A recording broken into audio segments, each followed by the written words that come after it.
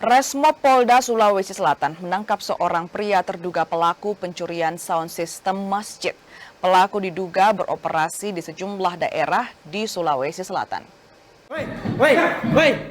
Pria berinisial S ditangkap tim Resmob Polda Sulawesi Selatan di sebuah rumah kontrakannya di PTN Dwi Dharma Raya, Kecamatan Biringkanaya, Kota Makassar.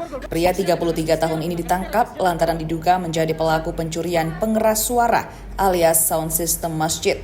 Rekaman CCTV jadi bukti aksi pelaku di salah satu masjid di Kabupaten Pangkep.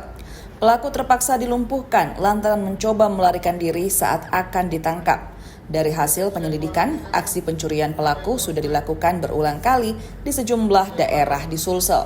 Polda Sulsel melakukan penangkapan terhadap pelaku pencurian dengan pemberatan di 10 TKP di wilayah hukum Polres Pangkep. Dari 10 TKP itu ke-10-nya adalah tempat ibadah masjid.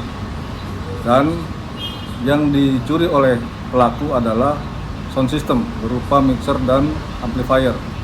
Kemudian pelaku setelah diamankan, menurut pengakuannya digunakan hasil penjualannya digunakan untuk kebutuhan sehari-hari dengan membeli barang terlarang.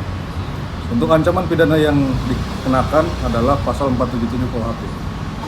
Untuk ancaman pidananya 7 tahun penjara. Polisi menyita satu set sound system masjid hasil curian serta sejumlah peralatan yang digunakan saat beraksi.